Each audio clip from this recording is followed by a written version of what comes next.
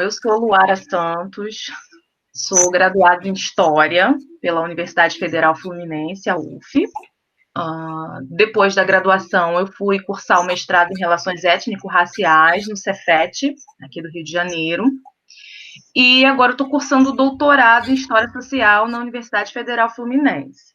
Bom, no final da minha graduação, na monografia, eu busquei, procurei escrever sobre a população negra na cidade do Rio de Janeiro. Na verdade, meu objetivo inicial era buscar uma imprensa negra no Rio de Janeiro.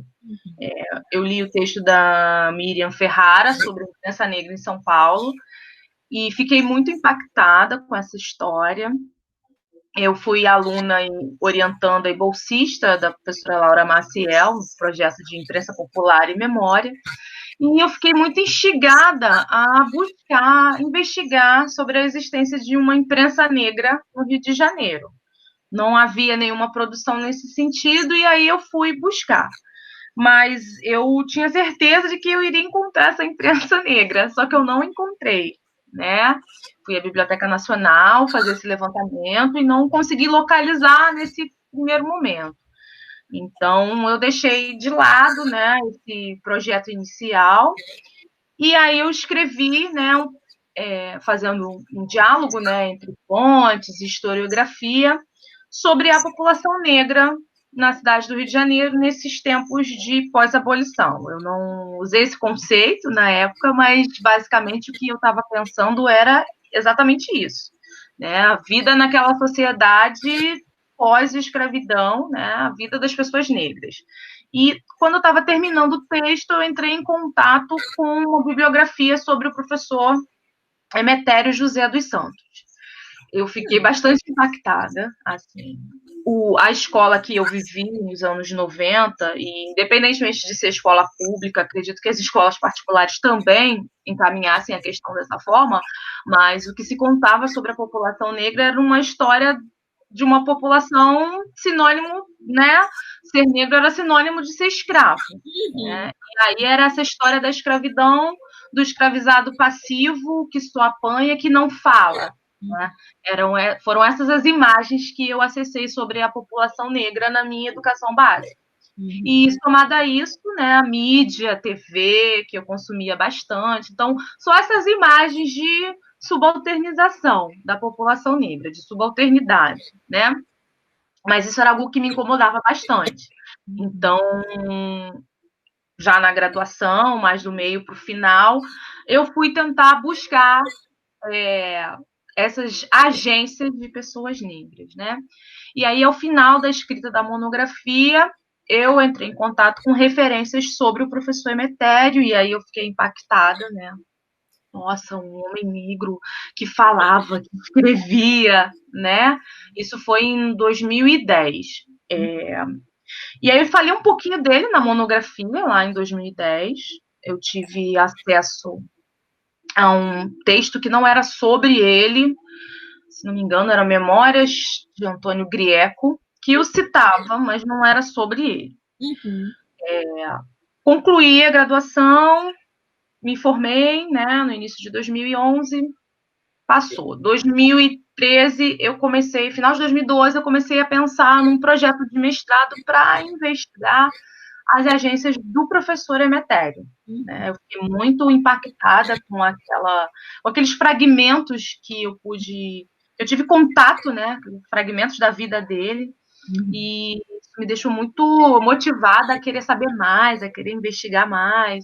E aí, nessa época, eu comecei a ter contato com uma bibliografia mais voltada para pensar mesmo as agências negras dos sujeitos históricos, né? Buscar as agências desses sujeitos históricos e leituras sobre pós-abolição, sobre diáspora, mas basicamente alguns clássicos que realmente me mobilizaram nesse sentido, né? A produção do Sidney Chalub, Flávio Gomes, da Hebe, da Marta, mas sobretudo o Sidney Chalub e Flávio Gomes foram as duas leituras que me impactaram muito e que me mobilizaram a buscar essa agência negra, né?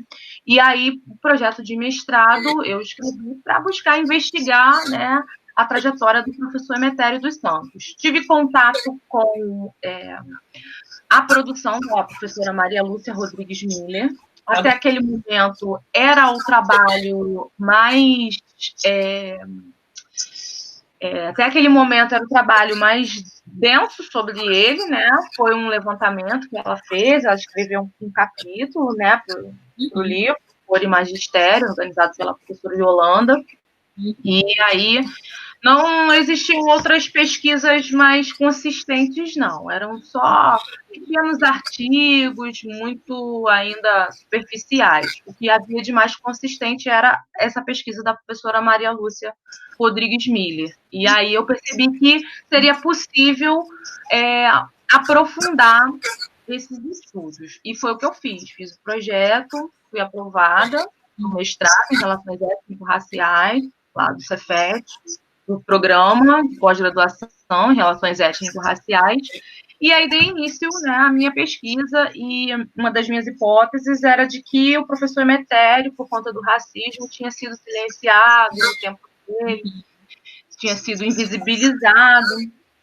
E aí a pesquisa de fontes me mostrou que ao tempo dele foi exatamente o oposto. Ele não foi nem um pouco silenciado, nem um pouco invisibilizado, muito pelo contrário. Fazendo o levantamento de fontes na hemeroteca digital, eu localizei assim, uma profusão de ocorrências. Eu localizei mais de 1.000 recortes de jornais, ou artigos dele, ou então artigos falando sobre ele, notícias sobre ele, sobre a família.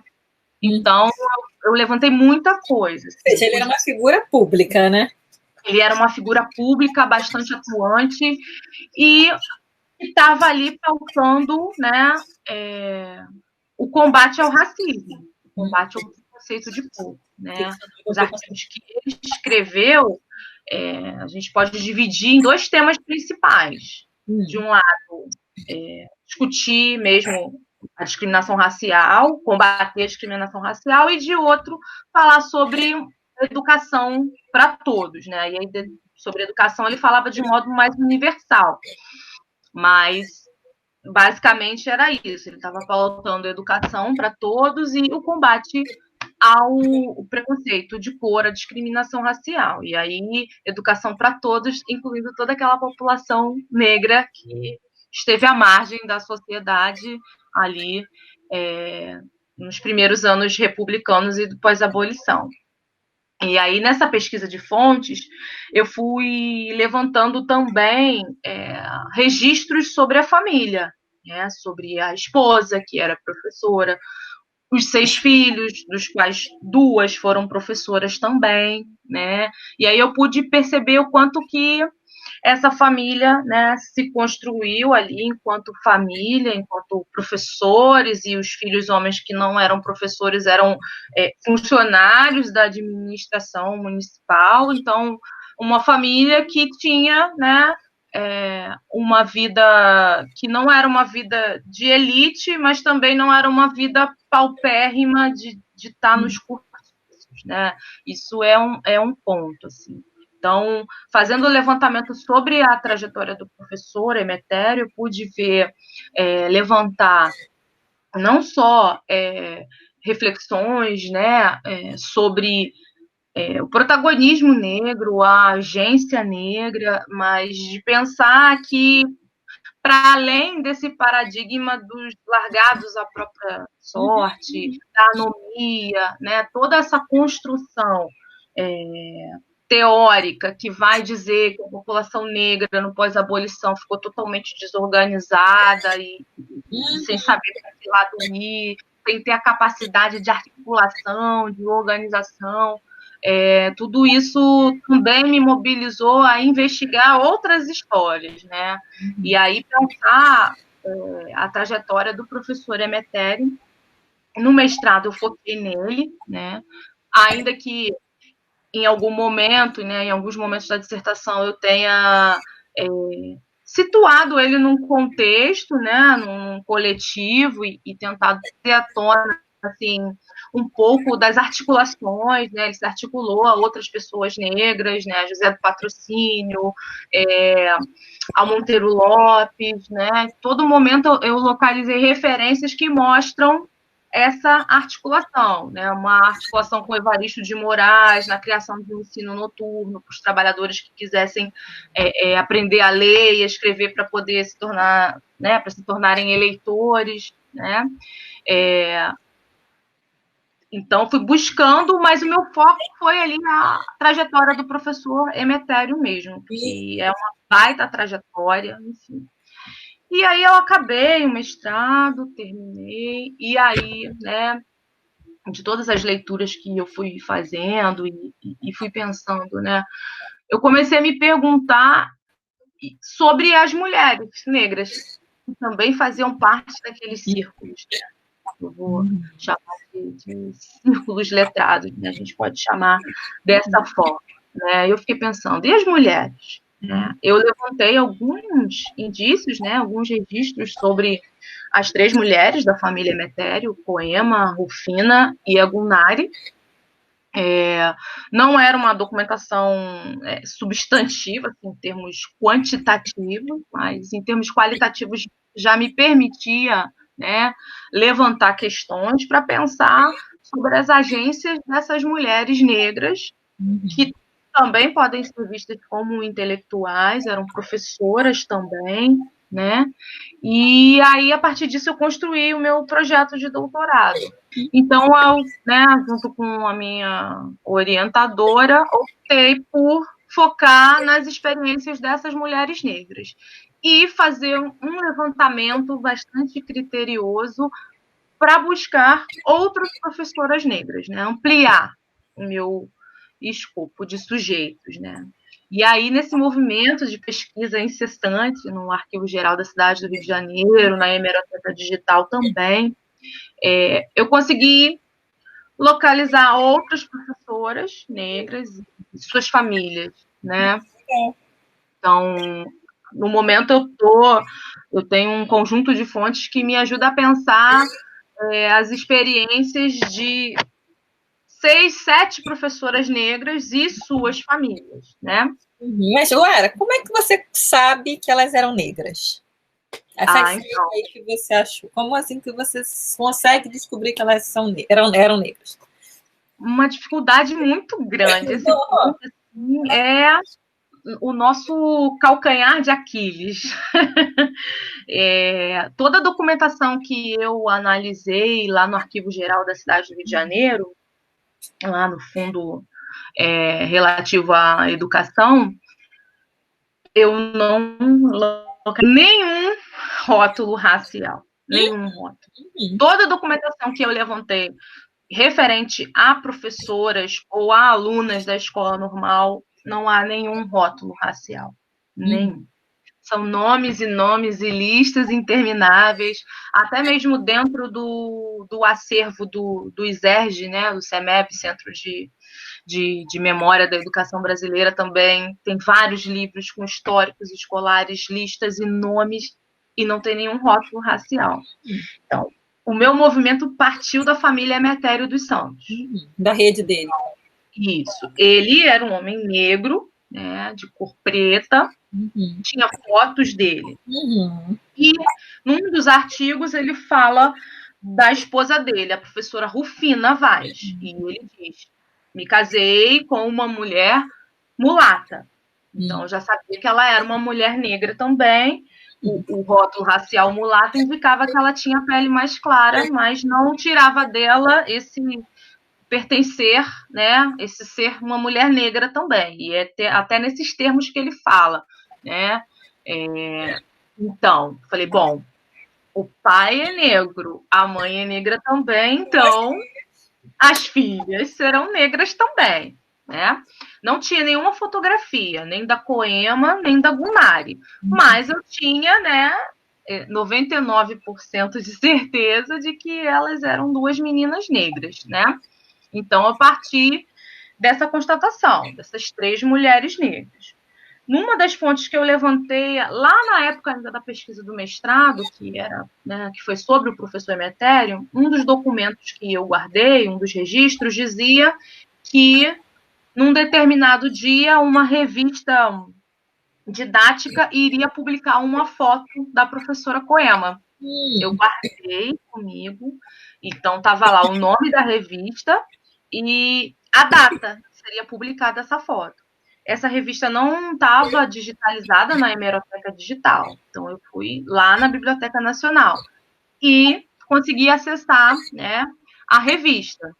Acessando a revista A Cidade, que não era uma revista didática, na verdade, ela era uma revista feita por servidores da municipalidade, né, por funcionários da prefeitura.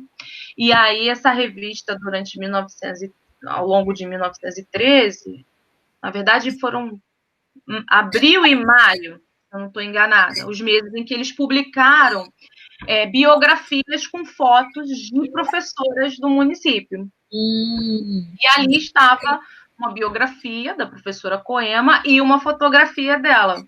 Nossa. Aí eu pude ter certeza que ela era uma mulher negra. Ainda tinha biografia. Sim.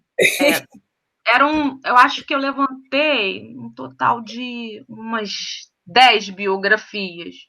Entre 10 e 15, agora eu não sei te precisar. Mas dessas biografias todas, só tinha 2 professoras negras. Uma delas era a Coema. Não era uma biografia muito longa, é uma biografia curtinha, um texto curtinho, um texto bem laudatório, e fazendo referência o tempo todo à família, à figura do pai, né? Ao renomado professor. Então, ela naturalmente, ela era herdeira natural. É nesses termos que a biografia fala. Não tem autoria, eu não sei quem é o autor, não sei se ela própria mandou o texto, enfim, mas está lá, com a fotografia e o texto.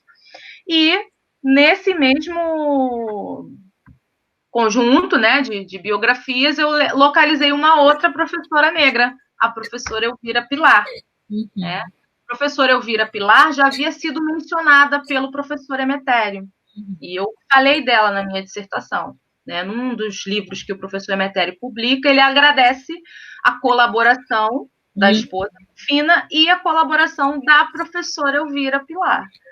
Na época, eu fiquei um pouco, né, com essa dúvida, né? Ah, será que ela é uma mulher negra também? Será que ela é uma professora negra? Mas não tinha nenhum elemento. Enfim. Mas me fale mais de Coema, que você acabou de publicar um artigo agora sobre ela, né? E por que é tão importante conhecer a trajetória da professora Coema?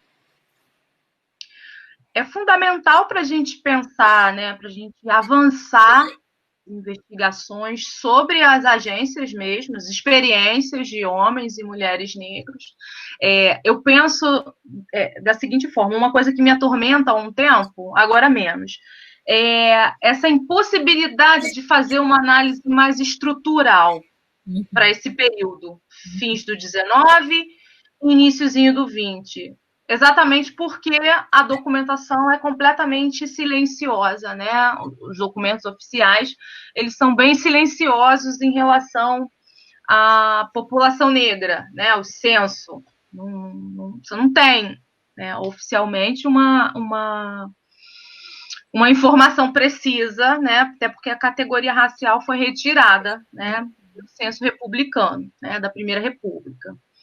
Mas eu penso, por outro lado, que quando a gente investiga essas experiências, essas trajetórias, entendendo que não são experiências isoladas, que não são experiências desconectadas, né? Isso é importante também a gente ter em mente que não são experiências desconectadas, são experiências que estão conectadas, né? A gente consegue, de fato, né, construir uma história de pessoas negras que foram sujeitos, que foram agentes, né? A gente consegue romper com essa história do pós-abolição, do simplesmente largados à própria sorte, no sentido de que não tinham capacidade de articular a própria vida, articular a própria história, sabe? Se investigar essas experiências, né, familiares.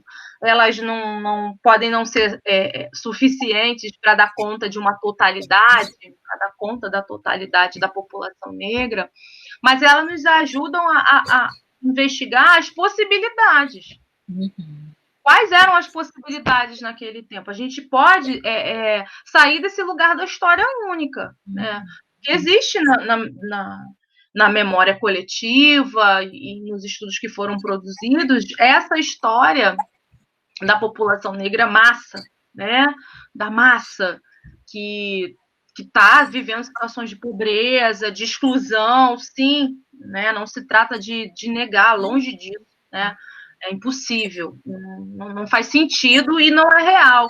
Sim, muita exclusão, muita discriminação. E aí pensar essas experiências que não foram experiências, se não foram experiências da totalidade da população negra, foram experiências possíveis. Sim. Dentro daquela realidade, né? Dentro daquela realidade de muita discriminação, né? De variadas formas de discriminação racial, né? E ainda assim, essas pessoas, né, construíram suas vidas, construíram suas trajetórias, e aí pensar nas mulheres negras, né? Pensando a partir da Poema, né? A Poema Emetério, ela, para mim, assim, enquanto pesquisadora, eu vou lendo toda a documentação sobre ela e eu vejo a Poema muito silenciosa, muito calada, né? E uma das coisas que eu me pergunto é: ela se calou ou ela foi calada? Ou ela foi silenciada, né? Ela escolheu silenciar, e ela escolheu silenciar, né? Quais foram os caminhos desse silenciamento, né? A Poema, ela entrou na escola normal em 1904, cursou todos os anos, os 3 anos. Em 1908, ela estava fazendo estágio. Ao longo dessa trajetória dela na escola normal, as avaliações dela são todas boas, ótimas, com distinção. A partir do segundo ano dela na escola normal, em 1905, ela já foi para o curso noturno. O professor Emetério era professor da escola normal no curso noturno. Em 1908, ela se forma, né, oficialmente, após esse 4º ano, que era um ano de estágio, basicamente. Em 1909, ela já era professora da escola normal. O pai dela, professora de língua portuguesa, né? Em meio a todos esses caminhos que podem tê-la levado à escola normal, é inegável a influência do pai. Isso, para mim, é muito, muito claro, né?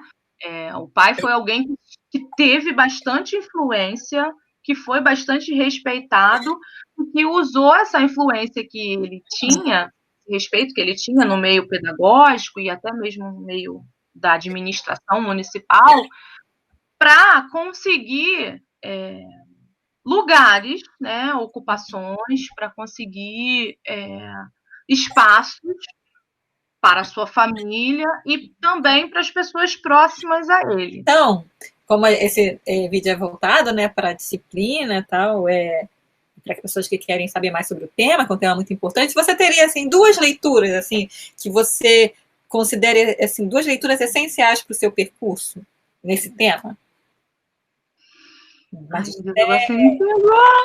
Professores negros, professoras negras, 2 leituras, você só pode escolher 2. Pode ser livro, artigo. Para começar, assim, a produção da professora Maria Lúcia Rodrigues Miller. Seus artigos, o seu livro, né, que é fruto da sua tese de doutorado. Da escola, né? Agora não estou me lembrando. É a cor da escola. É a cor da escola. Capinha dura, né? Cor da escola. Não, mas antes você tem um outro livro dela, vou lembrar o nome. Aí eu te mando, aí você bota a fotinha na hora da edição.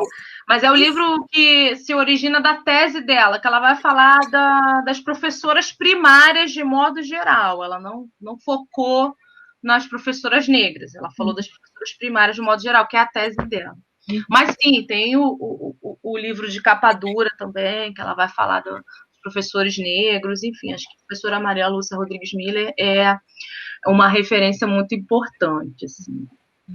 Agora, uma segunda, algumas leituras que foram muito importantes para mim, venho realizando, na verdade, leituras de mulheres negras, né, que vão falar da importância da nossa história, da nossa agência, construir essa perspectiva, construir esse horizonte, esse norte de que nós fizemos história, que nós tivemos agência no passado e continuamos tendo, a despeito de todo o racismo, de toda a discriminação, a população negra buscou formas de se fazer agente, e aí, enquanto pesquisadora, eu voltar meus olhos para buscar essas agências, ainda que, num primeiro olhar, elas não apareçam para a gente.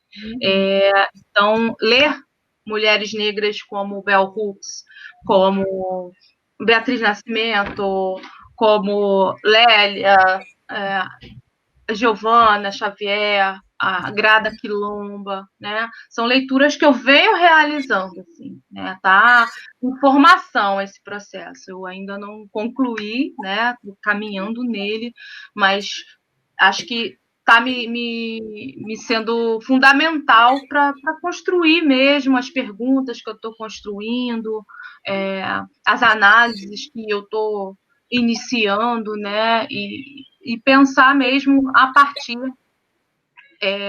dessa perspectiva, né? De pensar um pensar negro, né? A partir dessa produção intelectual de pessoas negras, de mulheres negras, né? Eu acho que é isso.